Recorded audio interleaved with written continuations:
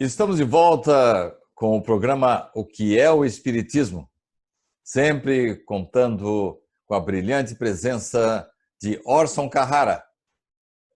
O que é o Espiritismo? Que honra falar sobre essa doutrina que nos acalenta o coração, nos explica as razões da vida, Sidney. É um prazer muito grande.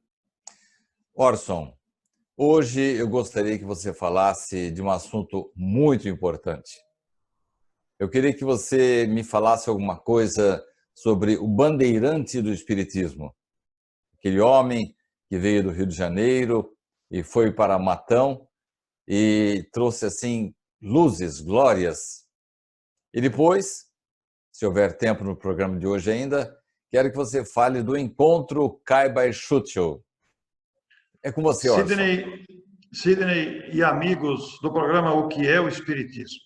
Esta doutrina é tão abrangente, ela é tão grandiosa, ela é tão maravilhosa que ela tocou o coração de muitos homens e mulheres durante o tempo, desde a sua codificação até os nossos dias. Foram vários nomes que se destacaram na dedicação, foram vários nomes que se dedicaram ardentemente pela sua vivência e pela sua divulgação. Nós teríamos aqui uma multidão de personagens ao longo da história para falar. E falaremos de alguns em outros programas. Mas hoje o destaque é para o senhor Caibar de Souza Schutel, um cidadão brasileiro que nasceu no Rio de Janeiro em 22 de setembro de 1868. E devido a problemas de saúde, recebeu a recomendação médica de sair do Rio de Janeiro em virtude dos mares, dos ventos do mar. E deslocou-se para algumas cidades do interior paulista, passando por Piracicaba, por Itápolis, e acabou por Araraquara, inclusive empregando-se numa farmácia conhecida, de uma rede de farmácias na época do seu original dono, e acabou fixando-se na pequenina vila do Senhor Bom Jesus de Matão, posteriormente elevada à condição de município pela ação dele próprio. Ele, que era farmacêutico, foi órfão de pai e mãe aos 9 anos de idade, bem pequeno, menino ainda, ficou órfão, e teve uma vida de dificuldades, mas foi criado pelo avô. E depois formou-se prático de farmácia, inclusive pela experiência do avô, que era também nesta área de saúde, e fixou-se em Matão, aqui instalando a sua farmácia e mostrando toda a sua índole humanitária, preocupando-se com a saúde, preocupando-se com as questões da coletividade, tendo fundado um hospital de caridade, um albergue noturno, trazendo o padre de Araraquara, que ele ia buscar a cavalo, em charrete, em Araraquara, para trazê-lo a Matão, para fazer a missa. Católico fervoroso, a sua mãe teve uma influência muito grande em sua vida. Mas depois conheceu o Espiritismo. E quando conheceu o Espiritismo, já era um cidadão muito respeitado, porque era o homem que fazia partos na madrugada, que saía a cavalo para atender doentes, que aviava receitas gratuitamente em sua farmácia, um homem envolvido com as questões da cidade, tendo emancipado o município politicamente. Ele foi o prefeito de Matão? Foi o primeiro prefeito, é verdade? Foi o primeiro prefeito de Matão.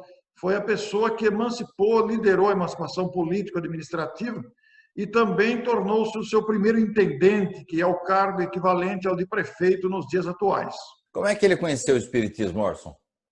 Na verdade, ele recebeu um exemplar, um jornal, aliás, a revista Reformador, editada pela Federação Espírita Brasileira, de um pioneiro espírita na cidade de Itápolis, onde também ele conheceu a sua esposa.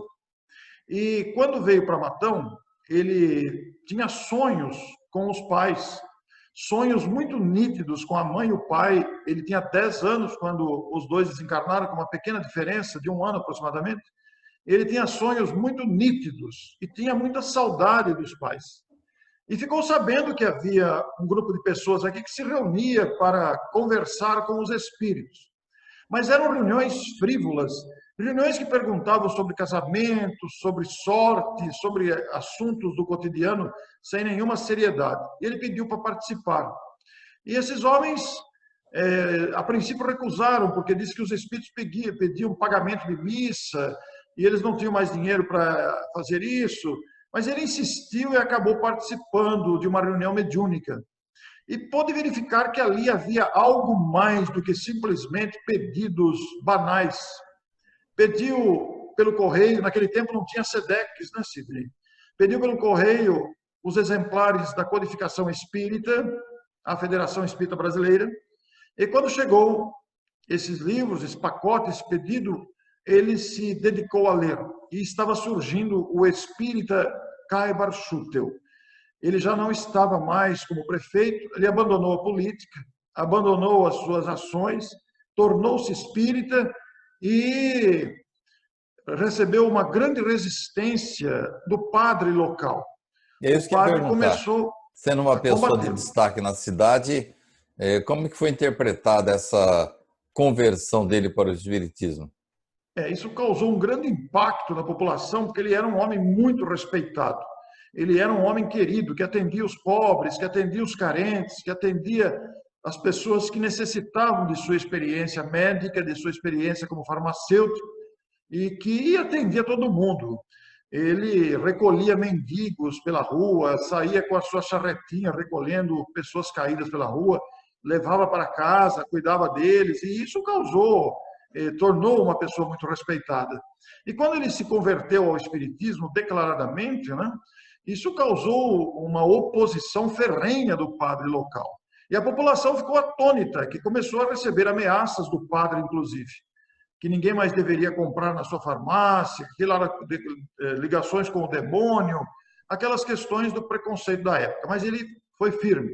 E o padre começou a atacar o espiritismo, publicamente na igreja. E ele ficava do lado de fora da igreja, ouvindo os ataques do padre.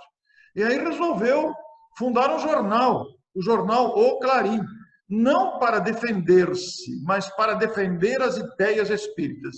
Então ele saía e ficava do lado de fora da igreja, ouvindo os ataques do padre, voltava para casa e escrevia as argumentações em defesa do espiritismo. E naquele tempo não tinha os recursos que temos hoje, né?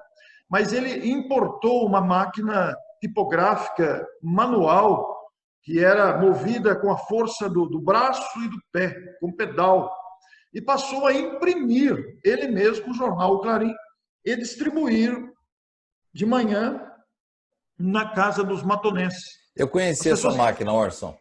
Essa máquina existe. Ela está no museu. Primeira vez que eu fui a Matão com o Richard Simonetti, conheci o seu Cunha, e ele nos mostrou essa primeira máquina do Kaibar. Ele operava ela manualmente, né? Então você imagina, ele passava as madrugadas imprimindo os exemplares do jornal e na manhã seguinte distribuía pelas casas, o que causou uma ojeriza do povo, que o povo tinha medo daquilo, porque o padre atacava muito. E as pessoas procuravam pegar aquele jornal com o cabo da vassoura, porque não podia pôr a mão, era coisa do demônio, né? A ignorância da época. Está parecendo um vírus que nós ficamos conhecendo, né? Orson, eu fiquei sabendo, depois eu quero que você me mostre uma bibliografia sobre Kaibar Schutel, porque naturalmente os nossos telespectadores vão se interessar por Kaibar. E não por acaso eu lhe perguntei a respeito, porque é uma obra muito interessante do seu filho sobre esse assunto. Você poderia mostrá-la para nós, Orson? Sim, olha, a obra de Schutel, ela gerou que vários autores publicassem sobre ele, inclusive o primo do Richard Simonetti, Sérgio Lourenço, foi um grande divulgador da obra de Kaibar Schutel, né? Muitos falaram. Inclusive sorteamos constantemente aqui no nosso programa, é um dos livros mais requisitados. O meu filho Cássio, que é jornalista, publicou esta obra, O Som da Nova Era. Isso aqui é um TCC, ele é jornalista e a sua obra de conclusão de curso, seu trabalho de conclusão de curso foi em função do trabalho de continuidade da editora fundada por Kaibar Schutel após a sua desencarnação. Então, ele fez uma pesquisa dos continuadores, porque a editora fundada por Caio Barchuti ficou 27 anos. Imagine você, uma editora, ficar 27 anos sem publicar um livro sequer, em função da crise que se estabeleceu, porque logo após a morte de Caio Barchuti, nós tivemos a Segunda Guerra Mundial, com impactos na economia, com impactos gerais do planeta, e logo em seguida a morte de Caio Barchuti, nós tivemos a Segunda Guerra. A editora Quando ele faleceu, Orson? Anos. Ele faleceu no dia 30 de janeiro de 1938. Então, logo em seguida, irrompeu a Segunda Guerra. E nós tivemos a continuidade da editora pelos continuadores da época, e ele fez um trabalho baseado nesses continuadores. Não é um livro biográfico, é um livro reportagem. Histórico. Histórico, exatamente. Mas da continuação, sim. Desculpa eu ficar interrompendo você, mas eu não me contenho. Se não me engano, foi no livro do seu filho que ele narra um fato ocorrido em que os católicos cercam o Clarim com intenção até de colocar fogo no centro, porque ali morava o diabo. Foi no livro do seu filho isso? Não. Essa circunstância, eu não me lembro se ele comenta sobre isso, mas esse fato é muito conhecido, né? Porque um mês depois de fundar o jornal O Clarim, ele fundou o Centro Espírita Amantes da Pobreza, o que gerou uma revolta do padre, né? E o padre organizou uma procissão para apedrejar o centro e o próprio Caio Barchuti. E fez uma procissão barulhenta que foi se movimentando com paus e pedras para atacar o centro. E quando chegaram de frente ao centro, aquela algazarra, saiu aquele homem franzino, ele era um homem pequeno, era de baixa estatura e magro, franzino. Saiu aquele homem na frente do centro, com o seu terno de linho branco, ele era muito cuidadoso com isso, era um costume da época, né? E quando as pessoas viram que o homem que o padre queria apedrejar era o benfeitor de suas próprias famílias, que atendia gratuitamente, que socorria os doentes, que fazia tudo, o povo abandonou as pedras e os paus e foram embora. É um episódio muito marcante, relatado por muitos livros. Na verdade, talvez com mais detalhes esteja nesse outro livro aqui, O Imortal Caio Barchuti, que foi lançado. Esse livro é de Davi Lisenberg, que é um brasileiro também, que morou muito tempo em outro país, e que também fez uma pesquisa biográfica, inclusive com fatos inéditos. Ele visitou museus, visitou bibliotecas, lá no Rio de Janeiro, inclusive, né? Ele fez um levantamento histórico inclusive do nome Schutel. O Cássio já fez um trabalho pós-morte do autor aí. Mas os livros se conectam entre si, porque um continua o outro, estão muito ligados. Tem uma curiosidade, Sidney.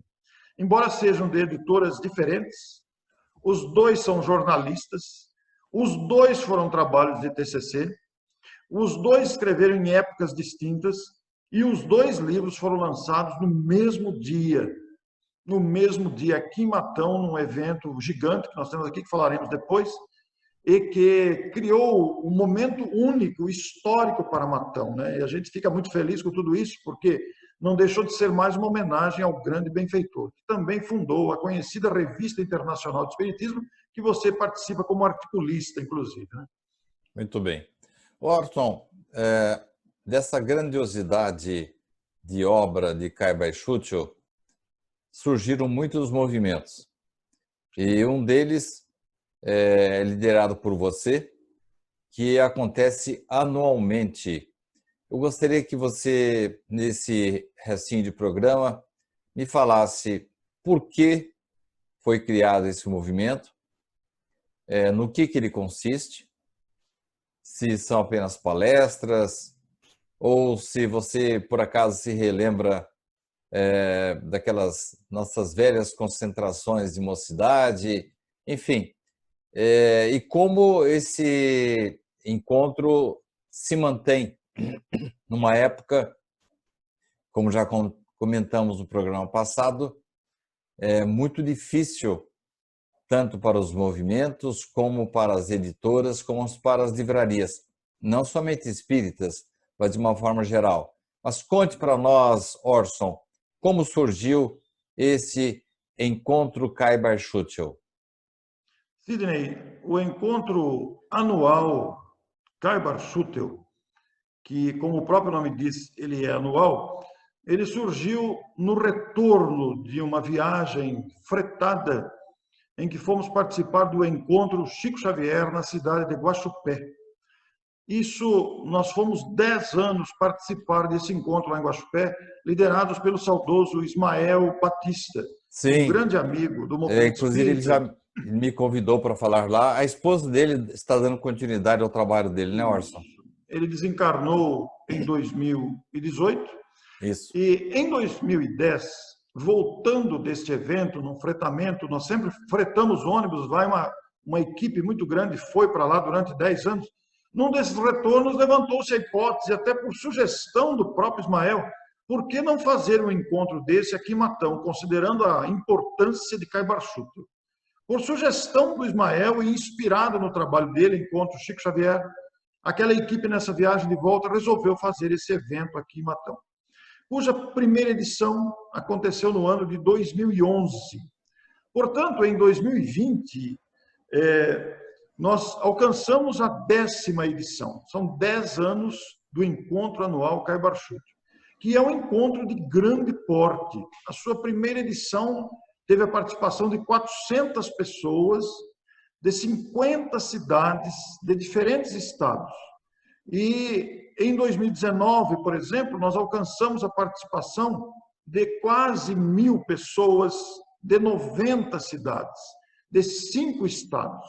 É um evento de grande porte, que é um evento com uma característica muito interessante, ele não se repete. A cada ano ele tem uma característica diferente. E não é apenas palestras. Nós temos oficinas, temos entrevistas, temos palestras, temos arte em abundância. Quando eu falo em abundância, não é em exagero, mas sempre presente a arte espírita de maneira variada e com detalhe. Crianças também têm vez e jovens também. Então, tornou-se um evento tradicional. Este ano de 2020, com a ocorrência da pandemia que recomendou evitar-se aglomerações, nós o fizemos virtual. Ele não ocorreu presencialmente em setembro. Mas a ideia é que a cada ano ele se apresenta diferente. Ele se renova, é um evento que auto se renova. E a grande característica dele é ser diferente a cada ano. E o Eu já objetivo dele... participei, Sim, recebendo um convite seu, já sim. participei de um encontro desses. Você abriu espaço para eu mostrar os meus livros na época e eu fiquei surpreso. Eu me reencontrei com aqueles velhos encontros nossos de jovens e mocidade Sim, sim. espírita de que participamos. Senti aquele ambiente fraterno, aquele calor gostoso do encontro de criaturas que levam o espiritismo com seriedade. E eu sei que há presença de famílias inteiras, né? Em Isso mesmo. que os casais vêm com os filhos. Encontrei grandes amigos de outras cidades e eu entendo, Orson, que é um trabalho espetacular, glorioso, que precisa ser mantido a todo custo, Orson.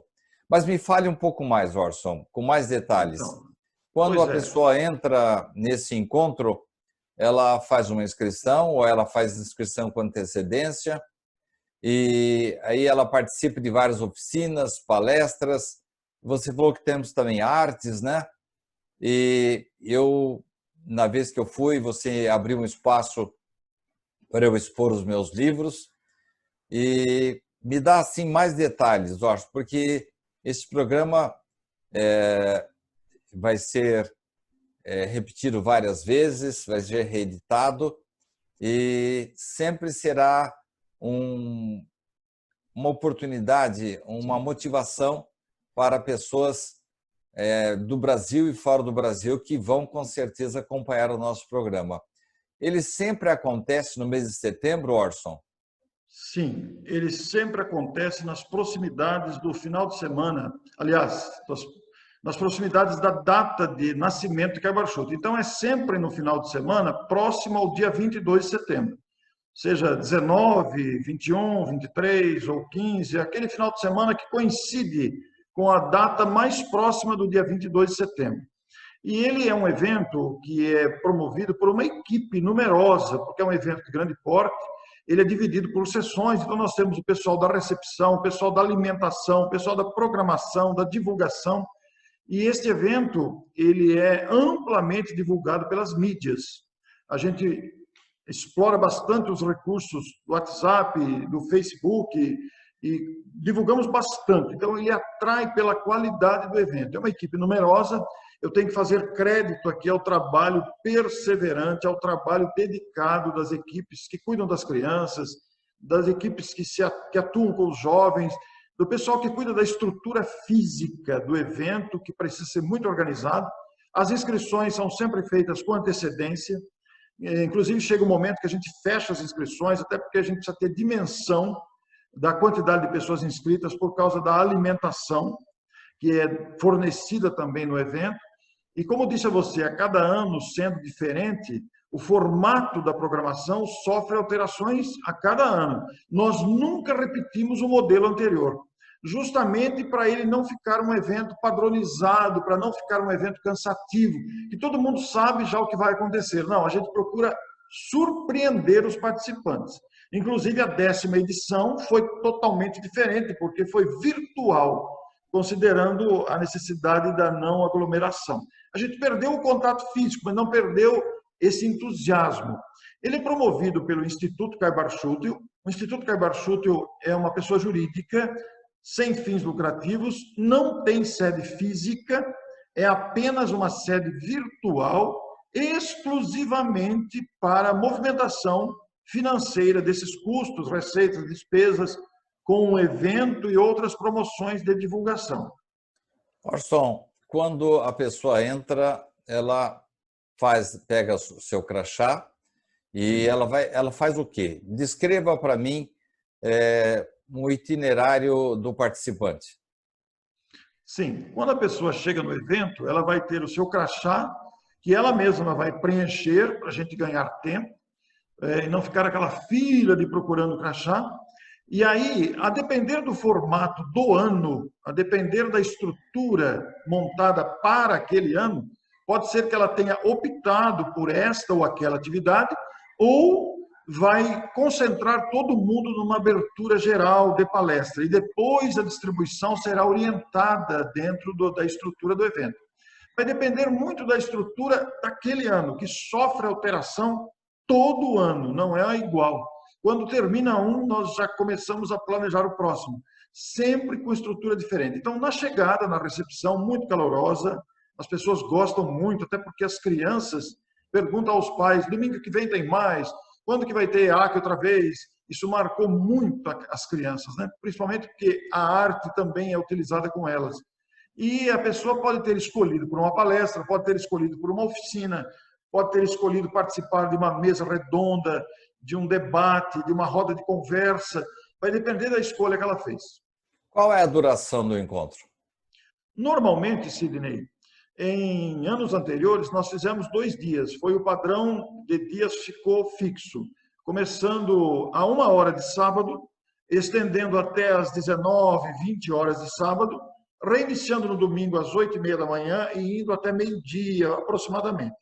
No ano de 2020, antes da pandemia, nós havíamos optado por fazer apenas no sábado. E as atividades seriam realizadas numa universidade, com 15 salas simultâneas de roda de conversa, onde compareceriam em cada sala 2 palestrantes e um intermediador. Mas não foi impossível por causa da pandemia, porque você imagina pessoas conglomeradas dentro de uma sala, 100 pessoas. Nós tivemos que desistir do modelo. Orson, nós estamos chegando ao final do programa. Eu queria 2 coisas de você.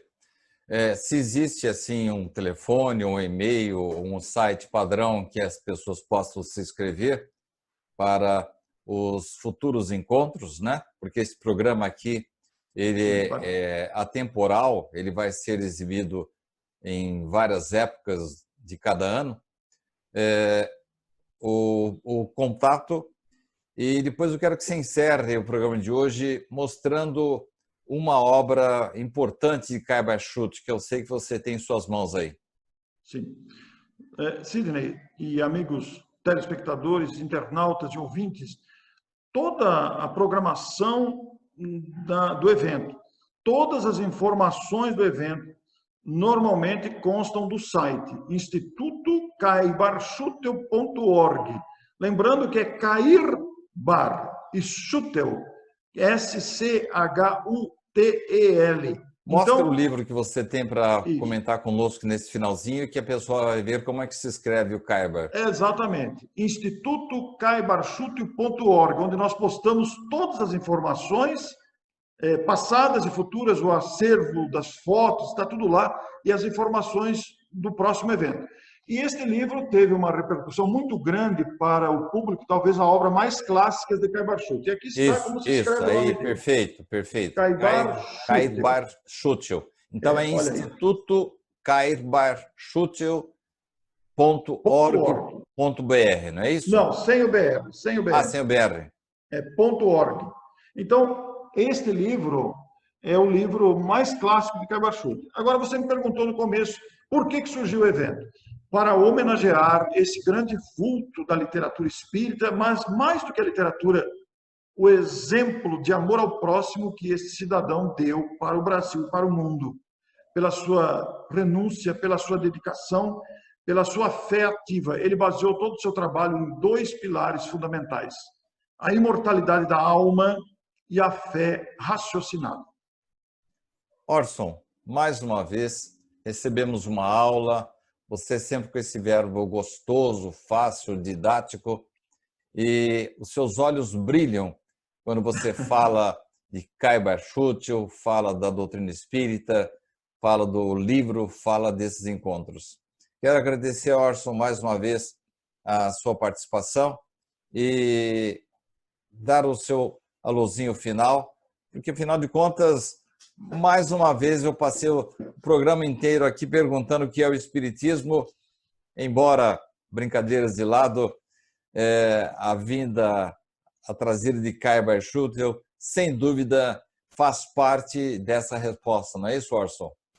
Olha, a vida e o legado de Kai Bar-Schutel respondem o que é o Espiritismo, porque conseguem disseminar em nós entusiasmo pela vida, a fé na existência de Deus, seu amor por todos nós, que ele, Kai Bar, viveu com tanta ênfase, com tanta dedicação. Muito obrigado a você, muito obrigado aos amigos que nos assistem, muito obrigado, Kai Bar-Schutel. E obrigado a você pela audiência. Na semana que vem, estaremos de volta com mais um programa O que é o Espiritismo? Até lá.